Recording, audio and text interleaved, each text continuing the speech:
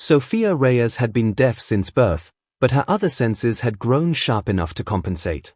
At 28 years old, she owned a small flower shop in Little Italy called Petals and Thorns. Her arrangements were works of art, each flower chosen for its color, texture, and symbolic meaning. Sofia had learned the Victorian language of flowers from her grandmother, who had taught her that every bloom carried a message. Red roses meant love. Yellow roses meant friendship. White lilies meant death. It was a language most people had forgotten, but Sofia remembered every word. Today, she was preparing a special delivery for Dante Caruso, the most powerful man in Little Italy.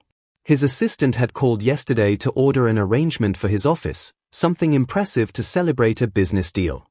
Sofia worked carefully, selecting each flower with precision. She did not know what business Dante Caruso conducted, and she did not want to know. Everyone understood that asking questions about the Caruso family led to dangerous answers. Sofia's hands moved quickly, arranging red roses, white carnations, and purple irises in a crystal vase. She was focused on the color balance when the shop door opened. Sofia felt the vibration through the floorboards and looked up to see a man she had never met before. He was in his 30s, well-dressed in an expensive suit, with nervous eyes that darted around the shop. He pulled out his phone and typed a message, showing it to Sofia. "I need to send a message to Dante Caruso. A warning. But I cannot do it directly. Can you help?" Sofia read the message twice, her heart beginning to race. She shook her head and typed back on her own phone. "I do not get involved in other people's business. Please leave." The man's face showed desperation. He typed frantically. "My name is Officer Paul Hendricks. I am undercover FBI. Dante's brother Alex is wearing a wire for us. There is a leak in our department. Someone will tell Dante tonight. Alex will be killed. I cannot warn him without exposing myself." Sofia's hands trembled as she read the message. She typed slowly. "Why come to me? I am just a florist." Officer Hendricks typed back quickly. "Because you are delivering flowers to Dante's office today. Because you are deaf and people think you cannot understand their conversations. Because you can hide a message in plain sight using the language of flowers. I have been watching your shop. I know you use Victorian flower meanings in your arrangements." Sofia felt cold fear spread through her chest. This man was asking her to betray Dante Caruso, a man who controlled half the crime in the city. If she helped and got caught, she would disappear. Her shop would burn. Her family would suffer. But if she did nothing, an undercover agent named Alex Caruso would be murdered by his own brother tonight. Sofia looked at the arrangement she had been preparing. It was innocent, beautiful, meaningless. She typed one word. "How?" Officer Hendricks pulled out a piece of paper with flower names written on it. "I researched the Victorian language of flowers. I need you to create an arrangement that spells out this message. Your brother wears a wire. Can you do it?" Sofia studied the list. Her grandmother had taught her the complete language, meanings that most books did not include. She could build a message into an arrangement, but it had to be subtle. Dante Caruso was not stupid. If the warning was too obvious, he would know someone had interfered. But if it was too subtle, he might miss it entirely. Sofia's mind raced through flower meanings. Yellow hyacinth meant jealousy and suspicion. Burgundy roses meant unconscious beauty but also mourning. Orange lilies meant hatred. Rhododendron meant danger and beware. She could weave these together with the innocent flowers already in the arrangement. It would look beautiful to anyone who did not know the code. But to someone who understood the language, it would scream warning. Sofia typed her response. "If I do this, that man dies. You are asking me to help murder someone." Officer Hendricks' face hardened. He typed back firmly. "Alex Caruso chose to work with the FBI. He knew the risks. He has helped us prevent 3 murders and stopped a human trafficking operation. He is trying to bring down his brother's empire from the inside. If he dies because I could not warn him, that is on me. But if you can save him and choose not to, that is on you." The words hit Sofia like a physical blow. She had always believed in staying invisible, keeping her head down, avoiding the violence that surrounded her neighborhood. But now violence had walked into her shop and asked for her help. She thought about Alex Caruso, whoever he was, wearing a wire and risking everything to stop his own family. That took courage she could barely imagine. Sophia nodded slowly and gestured for Officer Hendricks to leave through the back door. "Come back in 1 hour," she typed. "The arrangement will be ready." After Officer Hendricks left, Sophia locked the front door and flipped the sign to closed. She stood in front of her workspace, looking at hundreds of flowers in buckets and coolers. This was her art, her passion, her entire world. Now she was about to turn it into a weapon.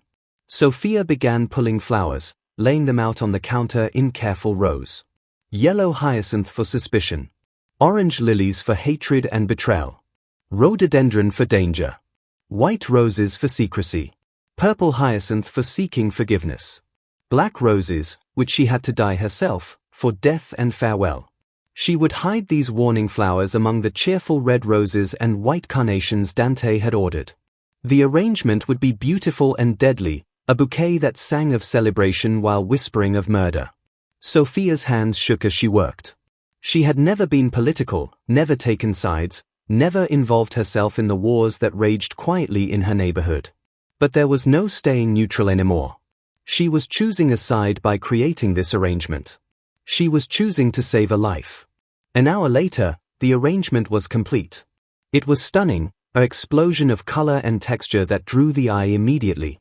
Red roses dominated the center, surrounded by white carnations and baby's breath.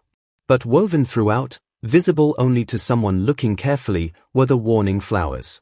Yellow hyacinth near the base. Orange lilies tucked between roses. Rhododendron placed strategically at the edges.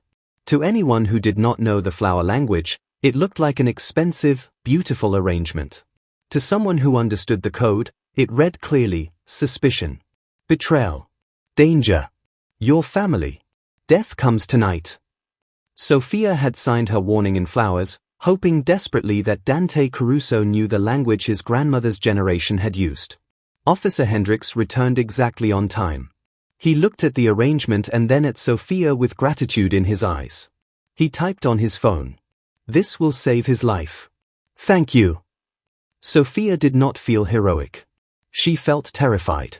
She handed him the arrangement and typed back. "Get out of my shop. Never come back. If anyone asks, I know nothing." Officer Hendricks left through the back door carrying the vase carefully. Sophia watched him go, then sank into her chair, her entire body shaking. What had she done? She had just inserted herself into a federal investigation and a mafia power struggle. If anyone discovered her involvement, she was dead. Sophia tried to return to normal work, but her hands would not stop trembling. She kept seeing the arrangement in her mind, the warning flowers hidden among the celebration. Would Dante understand? Or would he simply enjoy the bouquet and murder his brother without ever reading the message? At 4 o'clock, a black SUV pulled up outside her shop. 2 large men in suits stepped out. Sophia's heart stopped. They had found out. Someone had seen Officer Hendricks leave. Someone had decoded the flowers. Sophia was about to pay the price for her interference. The men entered the shop, and Sophia forced herself to breathe normally. She smiled politely and gestured to her phone, the universal sign that she needed written communication. One of the men pulled out his phone and typed. "Mr. Caruso wants to thank you personally for the beautiful arrangement. He requests your presence at his office tonight at 8 o'clock. Sophia's mind raced. This was either a genuine thank you or a trap. She had no way to know which. But refusing would be suspicious. She typed back with shaking hands. "I would be honored to meet Mr. Caruso. I will be there at 8. The men nodded and left without another word. Sophia locked the door behind them and leaned against it, her heart pounding so hard she could feel it in her throat. 5 hours until 8 o'clock. 5 hours to decide whether to run or face whatever waited for her at Dante Caruso's office. Sophia thought about disappearing, leaving the city, starting over somewhere far away. But she had built a life here. Her shop, her apartment, her few friends. Running would mean abandoning everything. And running would also confirm her guilt if anyone suspected her involvement. At 7:30, Sophia dressed carefully in a simple black dress and pulled her dark hair into a bun. She applied minimal makeup and wore small pearl earrings her grandmother had given her. She wanted to look professional, innocent, unthreatening. Just a florist coming to accept thanks for good work. Sophia took the subway to Dante Caruso's office building in downtown Manhattan. The building was a legitimate import-export business on paper, but everyone knew it was the headquarters of the Caruso crime family. Sophia had never been inside before. The lobby was marble and glass, expensive and cold. A receptionist directed her to the 11th floor. Sophia rode the elevator alone, watching the numbers climb, each floor bringing her closer to whatever fate waited. The elevator doors opened to reveal a hallway with thick carpet and oil paintings on the walls. A secretary sat at a desk outside massive wooden doors. She looked up and smiled professionally. "Miss Reyes? Mr. Caruso is expecting you. Please go in." Sophia pushed open the heavy doors and entered Dante Caruso's office. It was enormous, with floor-to-ceiling windows overlooking the city. Expensive furniture filled the space, and her flower arrangement sat prominently on his desk, the warning blooms clearly visible to anyone who knew what to look for.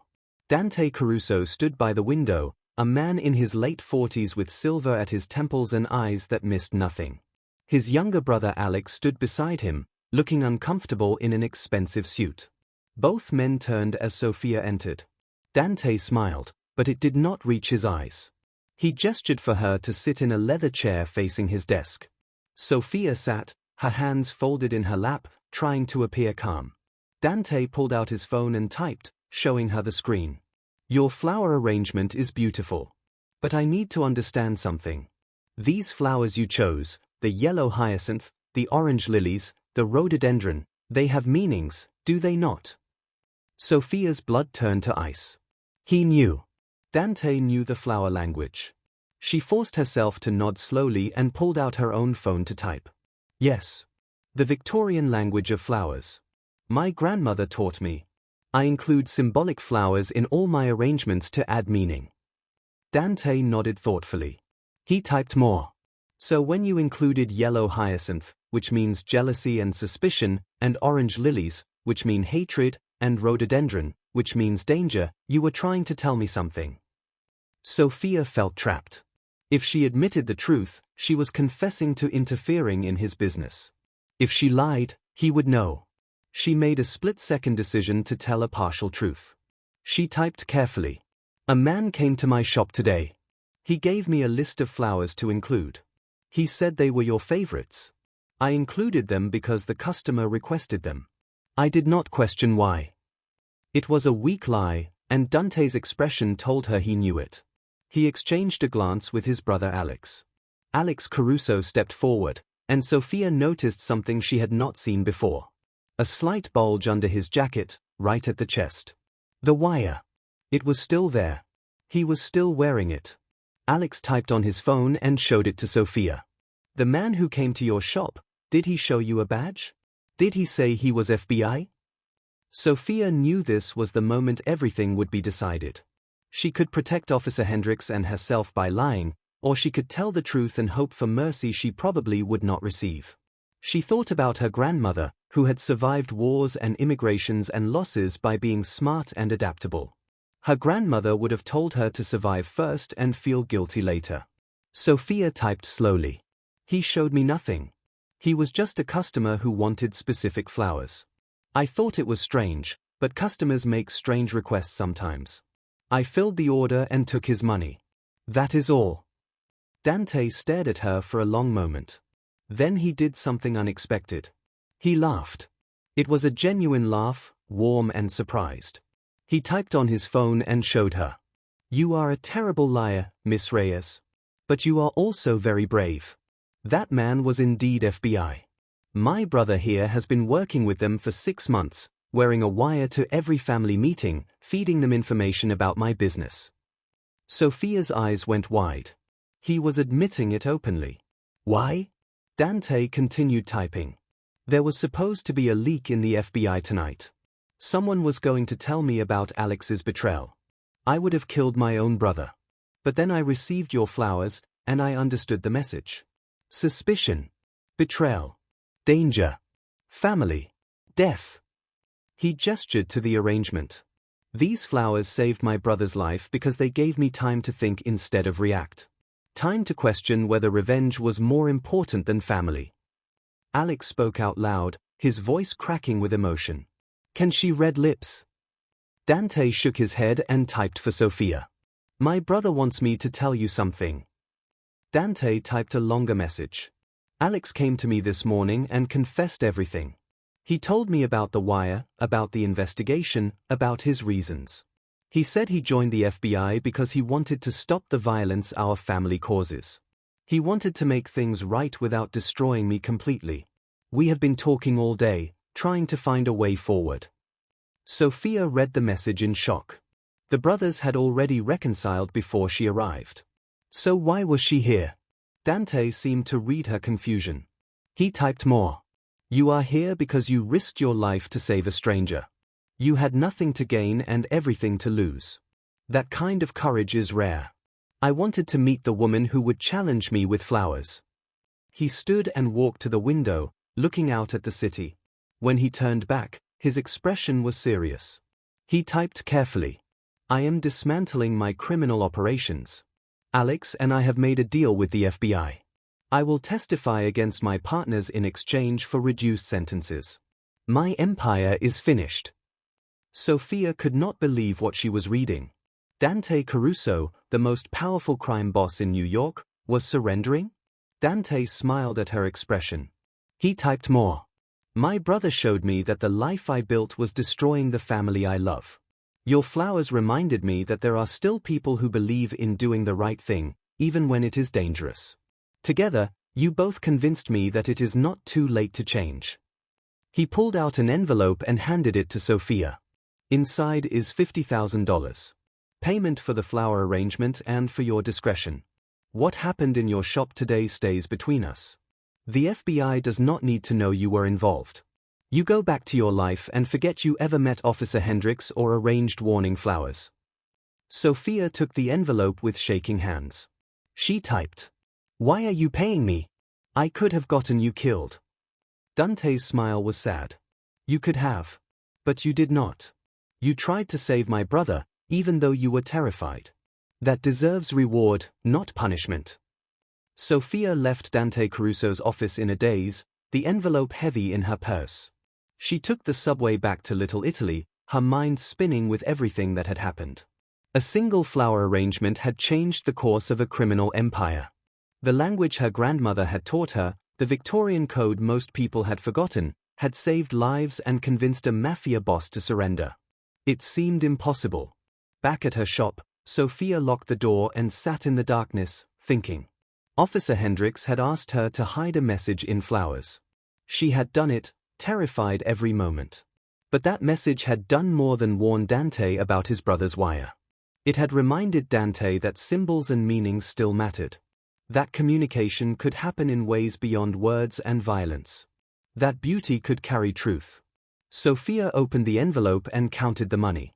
$50,000 for a single arrangement. Enough to expand her shop, to hire help, to finally visit her family in Mexico. But it was also blood money, payment from a criminal for her silence. Sophia spent 3 days agonizing over the money. Finally, she made a decision. She would keep half to expand her shop and donate the other half to organizations that helped victims of organized crime. It was not perfect, but it felt right. The money would do good either way, helping her business grow and helping people harmed by the world Dante was leaving behind. 2 weeks later, Officer Hendricks came to her shop again. He looked different, lighter somehow, like a weight had been lifted. He typed on his phone. I wanted to thank you. Alex Caruso is alive because of you. The entire investigation succeeded because Dante chose to cooperate instead of killing his brother. You started a chain reaction that took down one of the biggest crime families on the East Coast. Sophia typed back. I just arranged some flowers. You were the one who had the idea. Officer Hendricks smiled. You were the one brave enough to do it. Not many people would have taken that risk. Over the next 6 months, Sophia watched the news reports about the Caruso family's fall. Dante testified against his partners and received a 10-year sentence instead of life. Alex Caruso's undercover work was praised publicly, and he received commendations from the FBI. Several other crime bosses were arrested based on Dante's testimony. The empire that had controlled Little Italy for 30 years crumbled in a matter of weeks. Sophia's shop thrived. She hired 2 employees and expanded into the space next door. Her arrangements became famous throughout the city, particularly her custom symbolic bouquets. People came from across New York to order flowers with hidden meanings, messages of love and warning and hope woven into petals and stems. Sophia never told anyone about her role in the Caruso investigation. It remained her secret, carried silently like her deafness, part of who she was but not defining her. She thought often about that afternoon when Officer Hendricks had walked into her shop and asked for help. 1 year after the flower arrangement that changed everything, Sophia received an unexpected delivery at her shop. It was a bouquet, beautifully arranged, with a card attached. Sophia opened the card and read the handwritten message. "Thank you for teaching me that the most powerful messages are often the quietest ones. Your flowers spoke louder than any threat I ever made. I am a better man now because you reminded me what courage looks like. DC." Sophia looked at the arrangement and immediately recognized the flower language. White roses for new beginnings. Purple hyacinth for seeking forgiveness. Yellow tulips for hope and sunshine. Pink carnations for gratitude. It was an apology and a thank you, arranged in the code only she and a few others still understood. Sophia placed the bouquet in her shop window where everyone could see it. To most people passing by, it was just a beautiful arrangement, another example of the florist's skill. But to Sophia, it was proof that symbols still mattered. That the old language of flowers her grandmother had taught her could still change lives and challenge power. That a deaf florist in Little Italy could face down the Mafia with nothing but petals and thorns and come out alive. Sophia touched one of the white roses gently, feeling its smooth texture, and smiled. Sometimes the most important conversations happened in complete silence. Sometimes a single flower arrangement could topple an empire. And sometimes, being invisible meant you were perfectly positioned to see what everyone else missed and say what no one else dared to speak. She had learned the language of flowers to honor her grandmother's memory. She had used it to save a life and change a criminal's heart. And she would continue using it, one arrangement at a time, to add beauty and meaning to a world that desperately needed both.